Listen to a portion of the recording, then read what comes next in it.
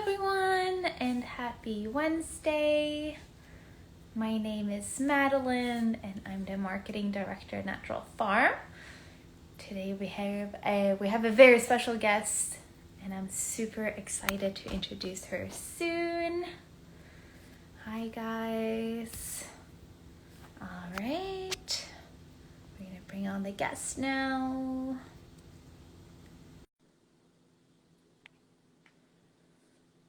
See if she comes in here soon.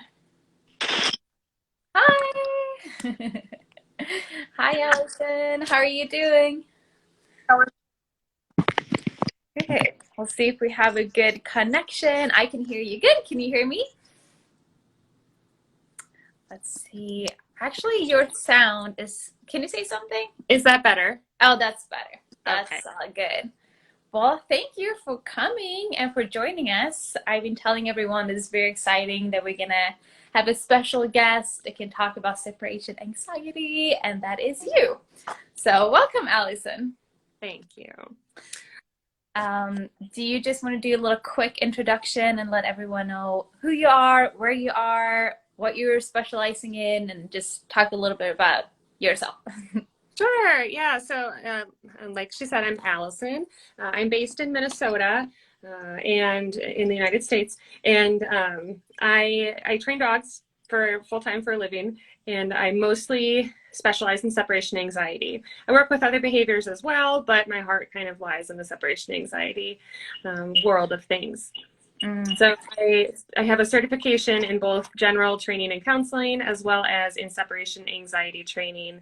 And I am an accredited professional behavior canine consultant, or I'm sorry, professional canine behavior consultant. There's so many words. That's very cool. How long have you been doing separation anxiety for? So I graduated, I think, yeah, it would have been 4.5 years ago. So 4.5 years. Okay.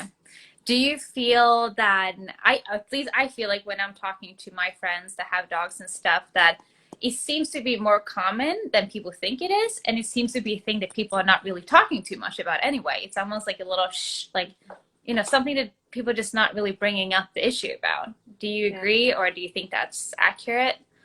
Yeah, the research shows that about 17% of dogs have separation anxiety, and that's reported. So that could be, changed, right? That could be a higher number, it could be a lower number, because a lot of people don't necessarily know if their dog has separation anxiety. Right. Really, the people who live in a single family home and don't have neighbors who share walls with them, or don't have webcams that they check in on their dogs, they may never know their dog has separation anxiety if their dog is not destructive or showing really obvious clinical signs.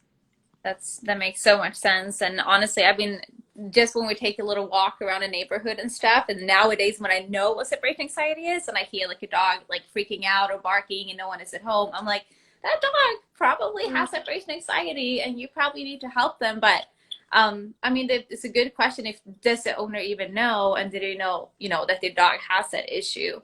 But do you just want to break down like what is separation anxiety, and is this something like similar to humans that we can relate to, so people understand like what it really is and what's the triggering for it?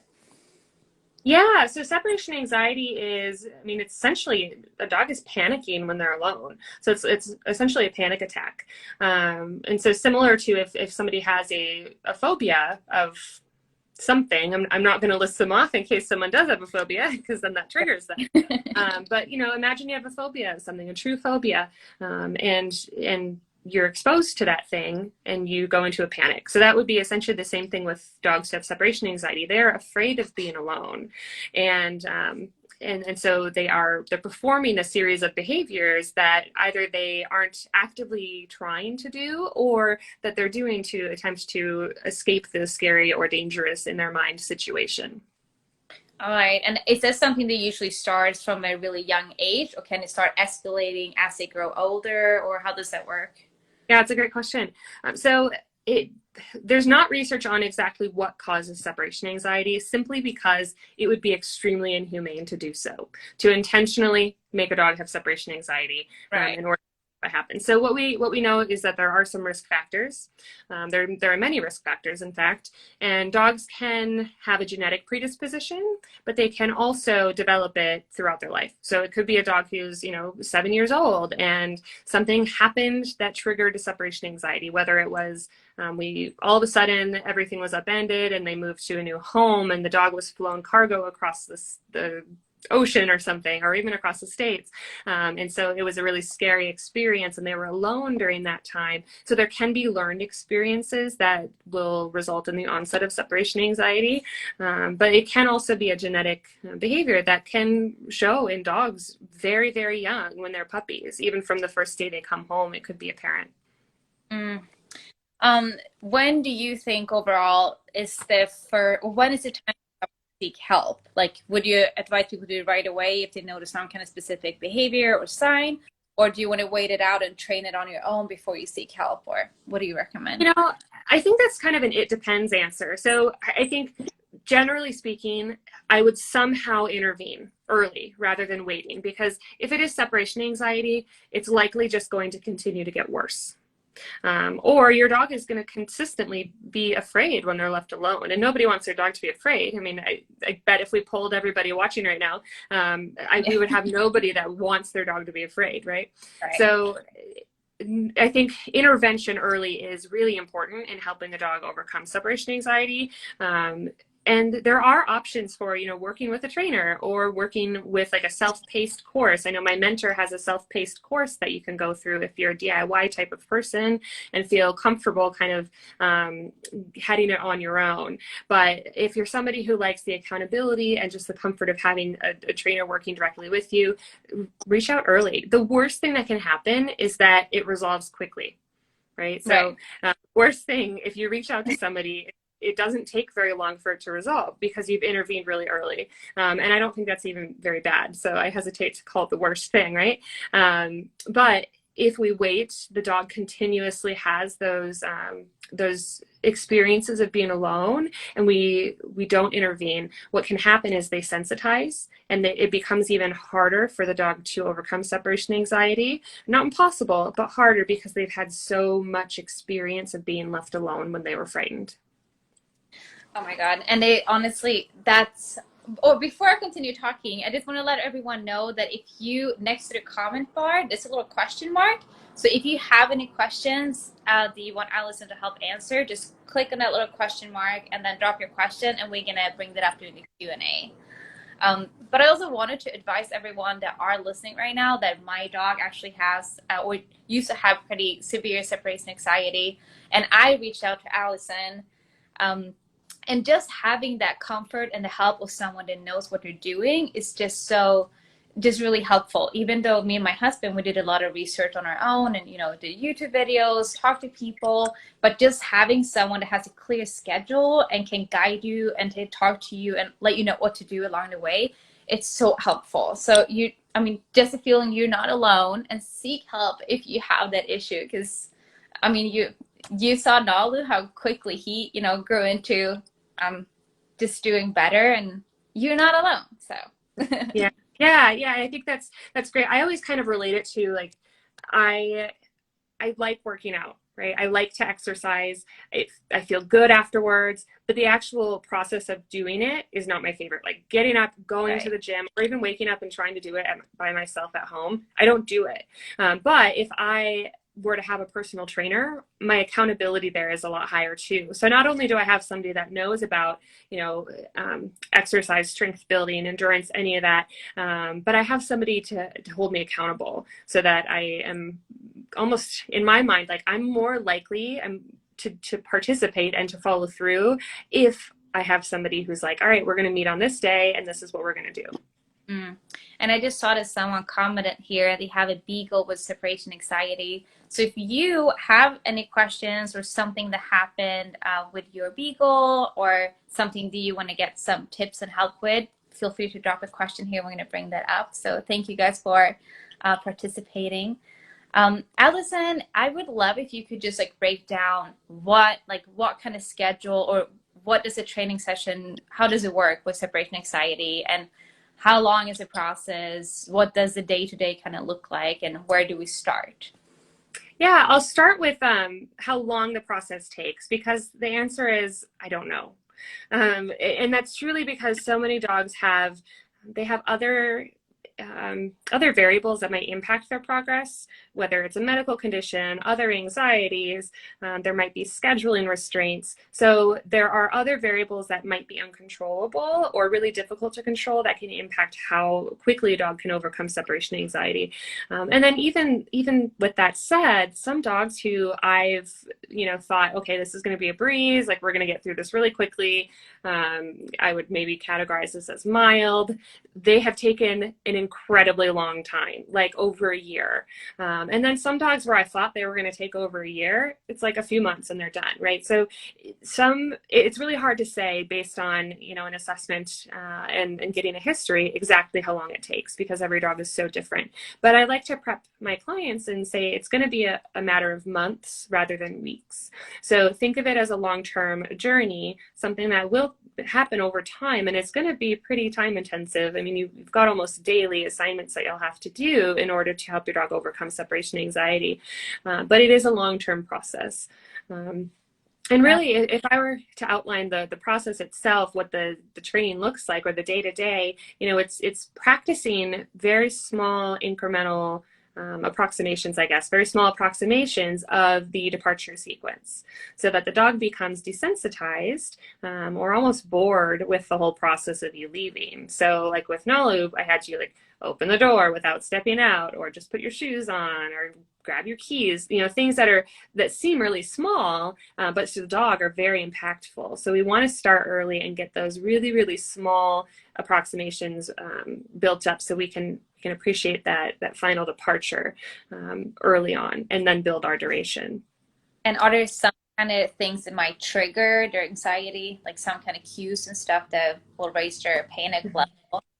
Yeah. So we, in the separation anxiety world, we would call them pre-departure cues. So they're things that you might do that will cause a dog to be tipped off, I guess. Like you're about to leave. You're tipping them off that the absence is going to occur. And think of it kind of like if you were to grab a leash, what does your dog do? They're tipped off that we're going to go on a walk, right? It's a tip off. So it's similar to that. So if you were to instead grab your keys, or put on your shoes, or even so much as wear a certain outfit, or make your coffee, if you only do these certain things when it's departure time, your dog will pick up on that, and they'll start to learn that this is when you're about to leave. And I had a client once who his dog knew that he was going to leave when he took a shower, because he really only left for work, and he showered every time he went to work, like right before he went to work. So the schedule is I shower, I go to work, I come home, I hang out with my dog, I don't leave because I'm not a super social person. So I'm kind of an introverted homebody. So every time that he left, he took a shower beforehand. And so the dog would start to panic when he showered. Yeah.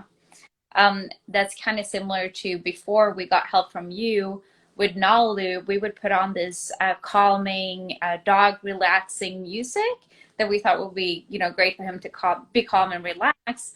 But what happens was, since we only put on that right before we would leave, it was almost like he knew, like, okay, you're putting on this music, now you're gonna leave, and now I'm gonna freak out. And we're like, no, that was supposed to be the opposite way, but it was something we Right? just Yeah. have, so it ended up being a negative thing. Yeah, and I think that happens a lot. We think, how can I help my dog? How can I make my dog feel more comfortable? And we forget that dogs are really brilliant, and they're really quick to make discriminations. And so they what they learn is, this is always happening before you leave. You might give your dog a Kong every time that you leave. Well, maybe your dog stops eating Kongs because a Kong has now become dangerous, right? Or, a bully stick or something. It's dangerous because it predicts you leaving. Right. And that's a great, talking about Kongs and trees overall. Is that something you recommend people introducing when you're doing separation anxiety training, or just leave that out completely? I think if there are Kongs or toys out or chews or whatever naturally, great. You can leave them out. But I would hesitate to give a dog something to do every time you leave for a couple reasons. One, it could become a tip off, right? It could become a something that is dangerous and means you're going to leave. And then another thing is we may not have a true read on how a dog is doing, because some dogs will continue to eat even when they're panicking. So think about like a person who eats when they're stressed, or when they're upset about something. Same thing with a dog. They might continue to eat, and we think that because they're eating, they're comfortable, when in fact they might still be panicking. And so it can give us really a poor read on how they're doing with their progress, or even with their separation anxiety in general. And it serves more as a distraction than it does a tool to help them overcome it. All right, that's a good tip. I'm actually going to bring up one question here now. I saw someone submit it, and we have Samantha. She asked, what are signs of separation anxiety, and how do I know if my dog is experiencing separation anxiety? That's a really good question. Thank you, Samantha. So there are really common signs that a dog might do to indicate they have separation anxiety. So you might see that a dog is destructive, specifically items that you use. So like a remote or a phone or something like that that has your oils all over. So if it smells like you. And then they might also be destructive at exit points. So door frames, windows, if you have them confined in a bedroom, maybe they pull up the carpet at the door. And so there might be some destruction there. Additionally, you would probably hear a dog vocalizing, right? So I might whine or bark or howl, screech, whatever, vocalize somehow saying I'm upset. And then a lot of dogs will pant, pace, they might tremble, they just don't settle in. They'll go from door to door to window to checking out at everything outside to see where you are, or if they can escape. And then some dogs will even urinate or defecate if they're otherwise house trained. So you might see a dog who, a minute after you leave, they have a bowel movement, even though they just had one right before you left when you brought them outside. And so that could be a sign as well. But really the only way that we can truly know if a dog has separation anxiety, not the only way, but because many trainers are skilled enough to get that information. But if you're trying to determine if your dog has separation anxiety, the best way to do it is to get video. So see if you can get your eyes on your dog when they are home alone. Because what you might find is maybe the dog is having a blast. My previous dog used to love garbage parties. He would tear everything apart. He loved to shred the garbages. And I knew that he was having fun. So if he did that when he was alone, it was pretty likely that he was just having a blast, and I failed to put the garbage in the garbage bin. So that was more of a boredom than it was an anxiety. But some dogs will be destructive because they're anxious. So yeah, having video, even set up like a Skype or a Zoom, or if you've got a little webcam or something like that, just see if you can get a video. And if you don't want to watch it, because I will be honest, I hate watching them. I hate watching dogs panic. It's really not fun. It's my least favorite part of the job. So if you're not willing to watch that because you don't want to see your dog panicking, reach out to a trainer and see if they can evaluate your dog for you, because many people will evaluate your dog and let you know. We're a little bit more desensitized to it, even though we still don't enjoy watching dogs suffering or panicking. We're at least a little bit more desensitized to watching those videos. And the good thing, even now when we have, with COVID and everything going on, separation anxiety training that at least we've done with you, everything is virtual, which is also, it's a great way because you can obviously see the dog and evaluate them carefully, but we also don't have to worry about, coming to our homes and, have a virus going on. So it's still like, safety measurements in. So, and thank you for doing that virtually. And is it before COVID, or is it just that now? Yeah, it's virtual no matter what. And part of the reason is because I'm not going to be able to just go to your home and train your dog to be alone. It's very situational, and the people have to do the work. The clients have to do the heavy lifting of this. I can help guide them, but the dog might just learn that being away from me is okay, but maybe not being away from the other people, because those things can matter. So regardless of pandemic or not, it's a virtual service, and that makes finding a trainer so much more achievable, right? So think about live in a rural area where there's not many trainers or any at all, well, you can hop online. And I've worked with people in Canada, California, Right. other states. I did an assessment on a dog in Germany. So we can reach so many dogs this way, and it's such a beneficial service to have, especially online. Right. I'm going to bring on two more questions we have here. Let's see. Here we have a question from California Tales. They said, my two dogs are completely crate trained. Should I have a light on for them, or is it better to leave it completely dark? You know, I don't really have an answer for that. I think that the reason I say I don't have an answer is because I don't know what your dog prefers. And the idea of having a light on or off, I think more is just what is your dog more comfortable with. You know, if we can always assume that a dog maybe wants to be in the dark if they're napping, or maybe they want the light on because then they can see better.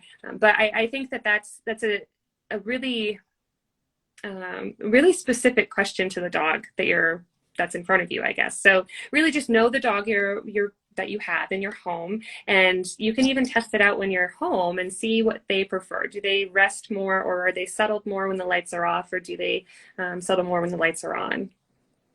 Awesome. Thank you. We have one more question here. Also, should I talk to them via webcam, or should I completely not say anything and just watch it if you record everything?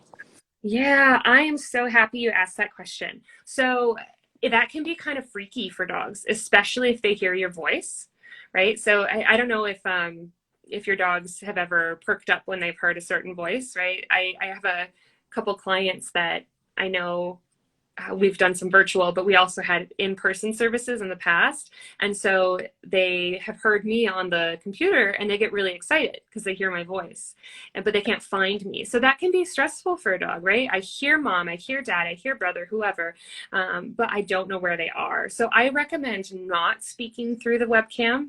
I know there are some dog cameras, like a Furbo. I think you can talk through the Furbo. I would recommend not talking to your dogs through a webcam because that can be really freaky.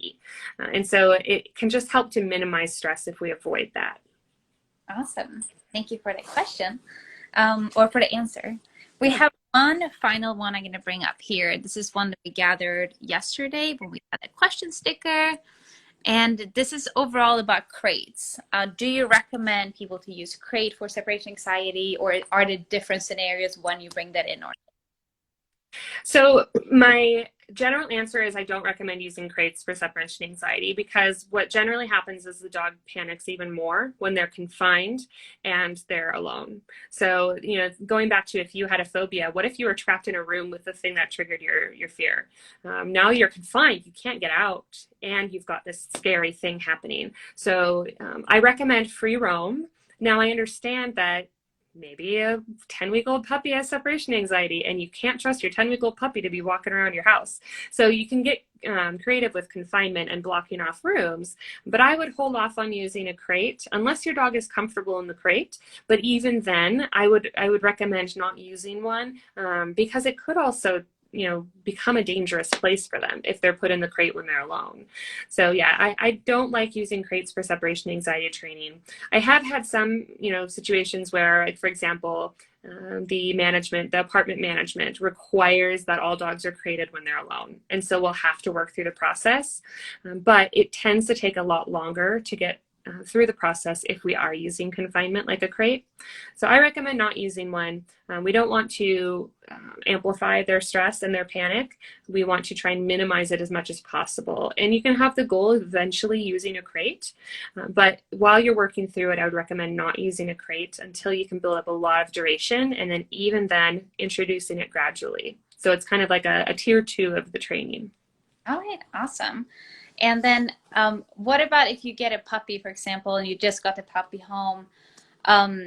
Is there any specific kind of training for when you're leaving the house that you should start with to minimize the risk of them getting separation anxiety? Or should you put them onto like the typical separation anxiety schedule, and that will kind of set you up for success in the future? Or Yeah, so I would introduce anytime you bring a dog home, puppy, a new adopted dog, like it doesn't matter how old they are, but anytime you bring a new dog home, I would recommend going slow. So they're going to have a little adjustment period. And so what we know about dogs is that with the stress hormone cortisol, when it becomes elevated, it can take up to 72 hours to return back to its normal level. And what that means is 3 days now of a dog who's potentially very stressed out and on edge, right? And that move to a new home is naturally stressful, whether it's really exciting or really scary. So what we want to do is avoid that stress. So the first few days, if you can plan for this, try and be home, which we are now for the most part, right? But don't bring your puppy home on a Sunday and then go to an 8-hour workday the next day. That's going to be really hard for your puppy for the adjustment. So, go slow, maybe take a few days off or try and work from home for a few days if you are working in an office right now. But try and work from home and then have gradual absences built up. So maybe leave for 5 minutes and just like go stand outside or then go on a 20-minute walk around the block. But try and set up a camera or a feed so that you can watch your puppy. We adopted a puppy in August, and with pandemic, my partner is home. I'm home for the most part. I'm not leaving the house much. And so that's one thing I'm actively working on with her. And so what we've done is, if we needed to go pick up our groceries, we would both go in the car. And then one of us would stay in the car and watch the Zoom feed while the other did the shopping or grabbed the groceries from the pickup. And that way, we're close to home. The person who was in the car watching could rush home if needed, if the puppy was panicking. And then we had the ability to really gauge how our puppy how our puppy is doing with alone time. But yeah, start slow and work up to that final duration. And this, I mean, it's a really good point because right now when we have so much technology and phones and computers and tablets, it's just really easy for us to the dogs up for success and for us to really know how they're behaving. And it makes us more comfortable as a dog mom, dog dad. So that's really good. Yeah, and I don't use anything super fancy. I don't have any like fancy cameras. I use my laptop and I just open up my laptop, start a Zoom call, and I put it on my phone. Yeah. My husband, I just called him on FaceTime and we put his up and then we blurred it out so the dogs couldn't see us or hear us or anything. It really doesn't have to be any fancy advice. You guys don't have to invest in anything expensive. Just use what you have because that's all you really need for this. This has been so great, Allison. Do you have anything else you want to bring up or talk to our followers about? Because otherwise, I think we had a really good conversation. We got all the questions answered. But if you have any final pointers, then go ahead. Yeah, I think just listen to your gut. If you feel like there's something wrong, then investigate.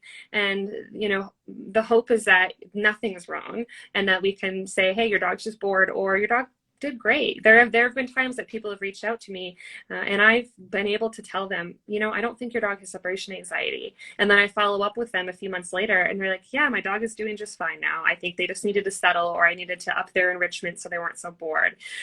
So I think follow your gut, reach out when in doubt, because this is a panic, right? This is a dog who's panicking, and we need to intervene to help them to overcome that. And so there are many options. There are many great trainers that can help, and we can help you from all over the world. And if someone wants to reach out to you, Allison, how do they get in touch with you? Yeah, so you can follow me on Instagram or Facebook. The best way to reach out to me is via email. You could also submit a contact form. All of that information is on my website at delighteddogsmn.com. All right, and I'm going to post this video after on IGTV, so I'm going to drop your website in there, so anyone who wants to contact Allison, just go to our IGTV, click through to her website, get in touch with her.